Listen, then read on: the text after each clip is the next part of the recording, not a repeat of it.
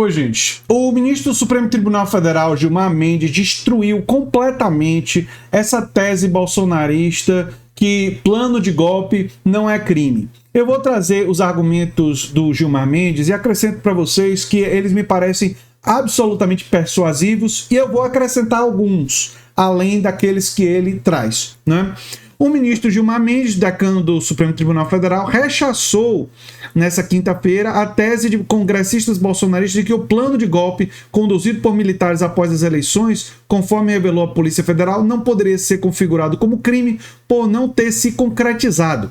Diz Gilmar Mendes: a tentativa de qualquer atentado contra o Estado de Direito já é em si criminalizada, já é um crime consumado, até porque quando se faz o atentado contra o Estado de Direito e isso se consuma, o Estado de Direito já não mais existe. Então é óbvio que o que se pune é a própria tentativa de atentar contra o Estado de Direito. Tentativa de atentar ficou meio feio, mas enfim, deu para entender.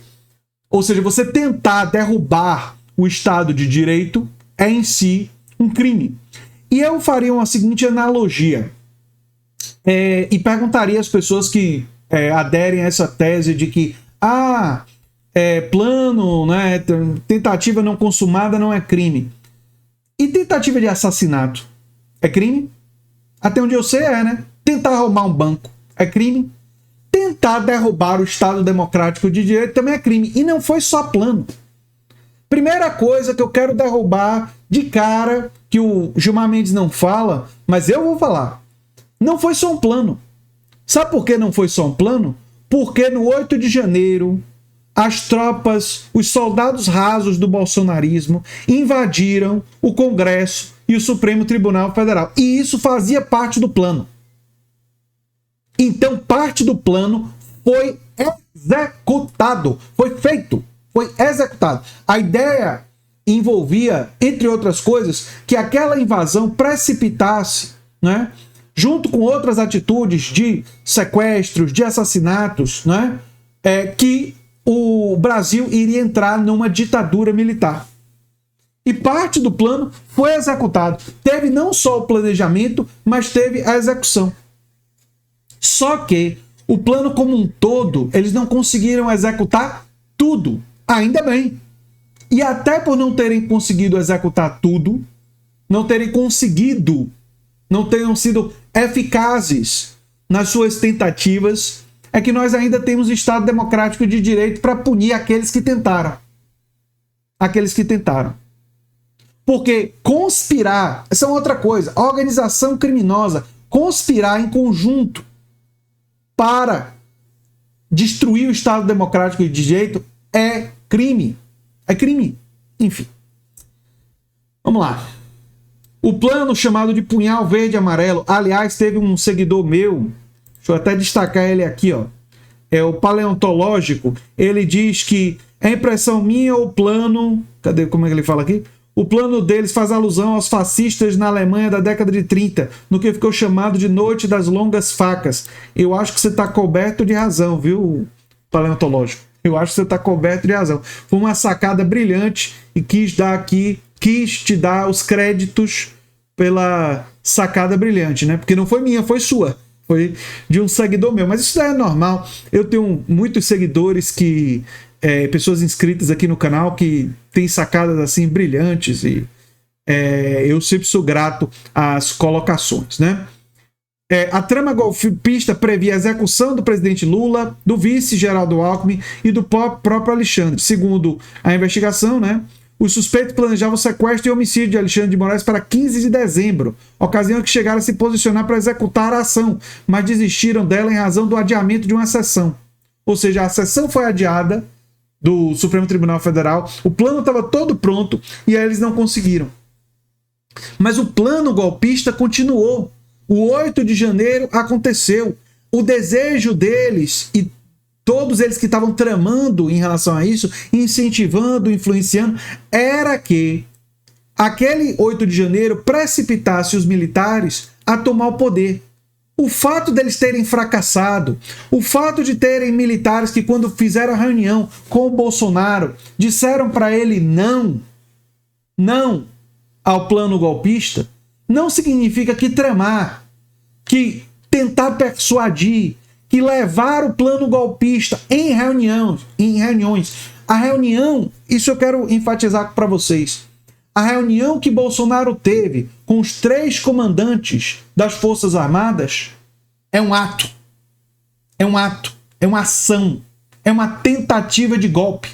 O que é que ele estava fazendo ali?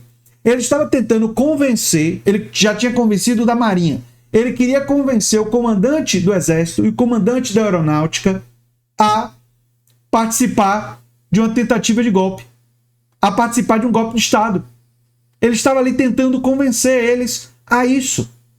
Tentar convencer uma pessoa a isso, né? Aliciar ela para um crime monstruoso como esse, é em si um crime. Mas enfim, vamos seguir. Ainda no dia do cumprimento dos mandatos, né, minimizaram a descoberta do plano, né, disseram que isso não é crime, tal coisa, né? Gilmar também rechaçou, não é, a iniciativa dos bolsonaristas de dizer que o Alexandre de Moraes não poderia julgar porque ele seria parte do processo. Disse Gilmar Mendes: não faz sentido algum falar em anistia diante da gravidade do delito, né? As duas coisas, ele derruba a tese da anistia e a tese de que Alexandre de Moraes não poderia julgar, né? Não houve, nesse caso, sequer denúncia por parte do Ministério Público. Além disso, Gilmar defendeu a manutenção do ministro Alexandre de Moraes na relatoria do caso, uma vez que, se ele a deixasse, haveria margem para declarar o impedimento de todos os ministros, alvos recorrentes de ataques. Desde sempre, o ministro Moraes tem sido relator desse processo e, por isso, tem sido vítima desses ataques. Seria absurdo afastá-lo por isso em um tribunal que tem apenas 11 ministros. Eram alvos o presidente e o vice-presidente da República, outros ministros. Seria muito fácil engendrar um impedimento do tribunal inteiro, dizendo que eram alvos de ataques. E muitos de nós certamente fomos alvo de ataques. Trata-se de uma prova autocriada. Ou seja, o que ele está dizendo aqui é muito interessante. Ou seja, você não pode tirar o Alexandre de Moraes da relatoria, porque qualquer ministro que fosse colocado, quando se estava atacando a instituição do Supremo Tribunal Federal, todo ministro seria necessariamente suspeito para julgar. Se for usado esse critério, ou seja, o critério de que, se eles estavam ameaçando o Supremo Tribunal Federal, então qualquer ministro do Supremo Tribunal Federal, se fosse utilizar esse critério, não poderia julgar. Mas é lógico que ele pode julgar, porque ele é aquele que quer proteger a instituição máxima de proteção da Constituição brasileira. E os golpistas ameaçavam justamente a Constituição brasileira, porque queriam retirar o Brasil de uma democracia e implementar uma ditadura. Então é óbvio que o Alexandre de Moraes pode e deve continuar com a relatoria, não é? Porque qualquer ministro do Supremo Tribunal Federal foi ameaçado por essas ações. Todos estavam com risco de serem presos por um regime militar, de serem mortos por um regime militar, se ele se implantasse. Talvez o risco fosse bem menor, claro, para aqueles que foram indicados pelo Bolsonaro, né? Mas isso não significa que eles estariam aptos para julgar, porque nesse caso, eles não estariam aptos para julgar justamente porque eles foram indicados pelo próprio presidente envolvido nos atos golpistas. E aí sim, eles seriam altamente suspeitos para julgá-lo, até porque tem uma dívida para com esse presidente de um emprego praticamente vitalício, né? Quase vitalício, né? É um emprego de muito prestígio, né? Que eles conseguiram pela indicação do ex-presidente. Enfim, do golpista, né? Do inelegível. Enfim, espero que o processo jurídico caminhe e espero também que a esquerda brasileira tenha clareza de que isso não é suficiente para se derrotar a extrema-direita. Leiam meus textos recentes sobre isso, eu sempre compartilho eles no grupo de avisos do canal, porque eu tenho refletido sobre isso. Eu sou André Teixeira Jacobino, canal A Nova Máquina do Tempo. Se você gosta do que a gente faz, se inscreva, dê um like, compartilhe, quem sabe vire membro ou apoiador, quem sabe faz um dos nossos cursos ou manda um pix para andretj@terra.com.br. Um abração e até o próximo vídeo. Tchau, tchau.